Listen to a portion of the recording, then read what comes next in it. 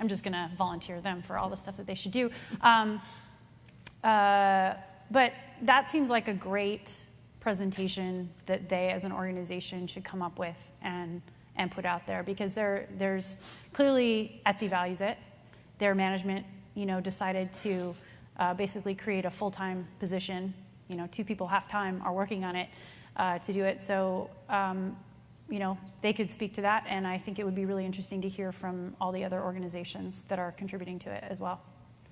I think that's a really great point. Sorry I didn't address that in my talk. Thank you. Yeah. Yes? Mark Bartelt from Caltech. I have to admit that I've had a kind of a long-time skepticism that sysadmin skills can be taught. I think necessary fundamentals can certainly be taught. But I think a large part of what turns an entry-level workaday sysadmin into a really good one is on-the-job learning, either from colleagues or on one's own. And in fact, I remember back when SAGE used to be called SAGE, the G was really important. I mean, it stood for guild, and it occurred to me at the time that, sysadminning is a lot like the old medieval craft guilds, where junior people come in and they learn from people who've been doing it longer. And in fact, last night at one of the BOFs, somebody used the term apprenticeship, and wow, yeah, that really is the correct term.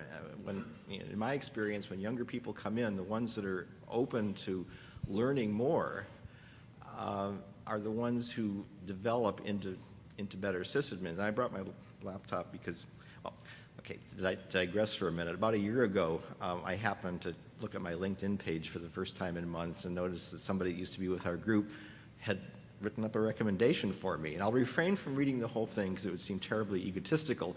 But one thing I did want to mention that he wrote was that what I recall is the way he would encourage me to delve into mysteries, deep or shallow, and actually learn on my own for the sake of teaching the habit and practice of learning on my own that is such a critical asset as a sysadmin. And was also always willing to lend a hand or engage in a technical discussion, even if it was probably tired ground for him. So this was a kind of mentoring that, I hadn't even realized on a conscious level that I was doing. And yet he benefited, and our group benefited because he during the years he was there, he became a much better sysadmin. I'm thinking of somebody else now who was with our group for a few years, and it was just a tragedy when he left because he entered as a fairly junior level guy. He had a lot of really good ideas. He learned from the more senior level people,